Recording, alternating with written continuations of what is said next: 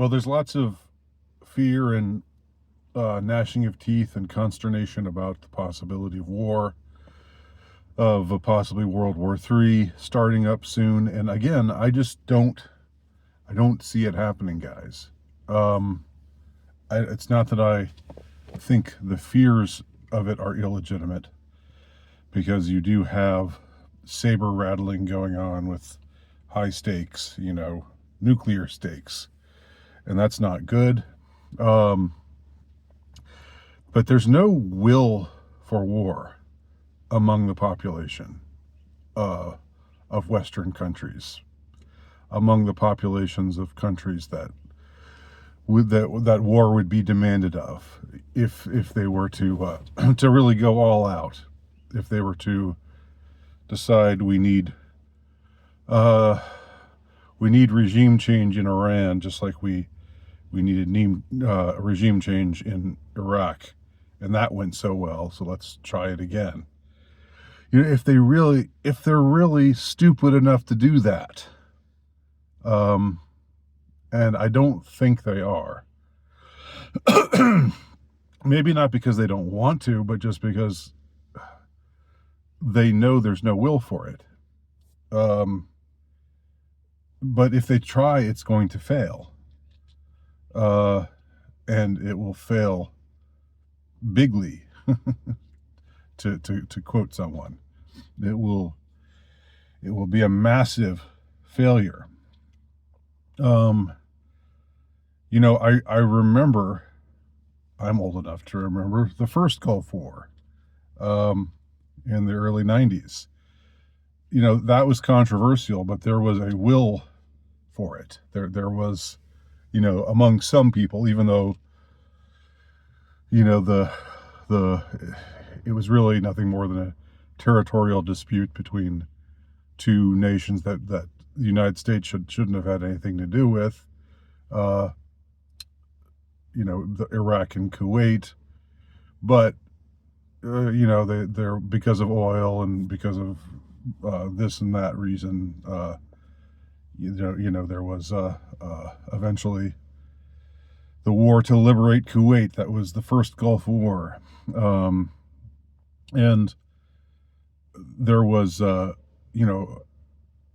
was controversial, but there was enough of a public support for the war, and you definitely had what would later be called red state people, Joe Sixpack type of people, um, supporting that war. Support our troops. That was the thing. You've got to. They didn't actually come out and say support the war. It was support our troops, which is an end around. It's like saying we're not saying we're pro-war, but if you're against the war, then you're not supporting our troops. That was that specious bit of disingenuous rhetoric that was employed at the time, and it worked. As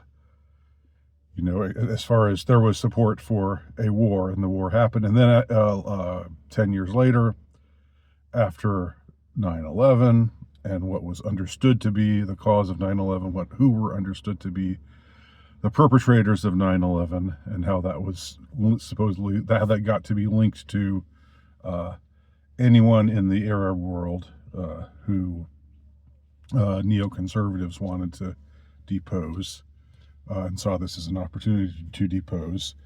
Well, again, it was controversial. The war in Iraq was controversial to invade a country and impose a regime change. That was quite a bit more ambitious of an idea than just pushing Iraqi forces out of Kuwait, which is what Gulf War I was about. But there was still public support because of 9/11. There was still this whole we've got to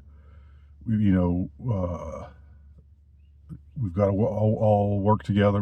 This is about America fighting back because we were attacked.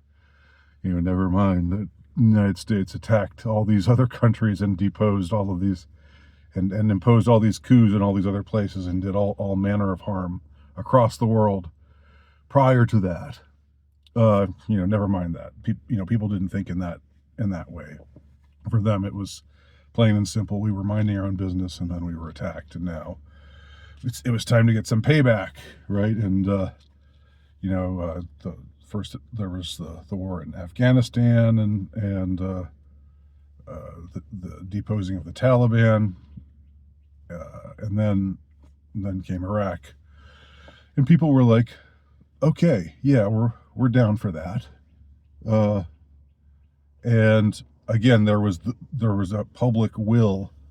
There was enough of a public will that had the support of it. But today, it's just not there.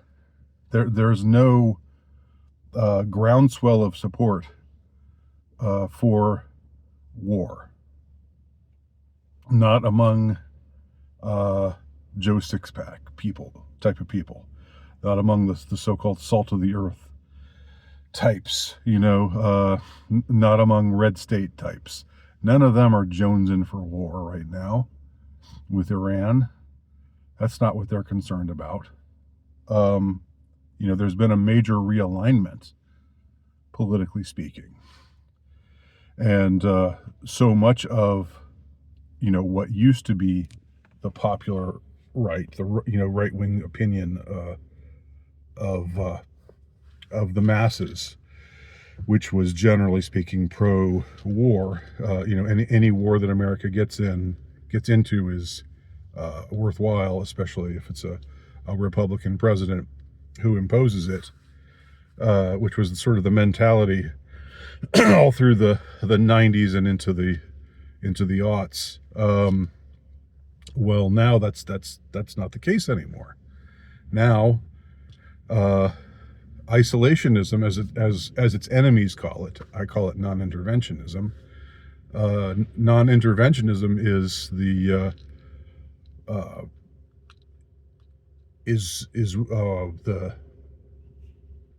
default. It's the prevalent attitude among the same types of people, among the same crowd of people who were saying bomb the Arabs, get payback for what they did to us on 9/11. Those people aren't saying those kinds of things now. They're saying we don't want a war. We don't want our boys to die on in the Middle East over something that has absolutely nothing to do with us. We've got problems at home. Let's address the problems at home. America first, right, Mr. President? Isn't that what you said? America first. And as far when it comes to Europe, Western European countries, it's even more of a farce there. They want to build a war economy and wage war against Russia. And Russia's allied with Iran. So, in a way that's part of the same deal, that's picking at the same scabs. That's the same kind of brinksmanship, World War III brinksmanship. But that's it's laughable because nobody in those countries trusts their leadership anymore. They know that their leaders don't give a shit about them. They just want to flood their country with illegal immigrants, and mock them for not liking it. They know that people like Macron and the other leaders of European countries now, generally speaking, are not on their side. And as far as a will to go to war, even the ones who are supportive of globalism aren't going to go to war. They aren't going to strap on gear and go off into a war zone like Ukraine, and there's no gumption there. There's no will to fight. It's just not happening. It's a non-starter. That's what I think. What do y'all think?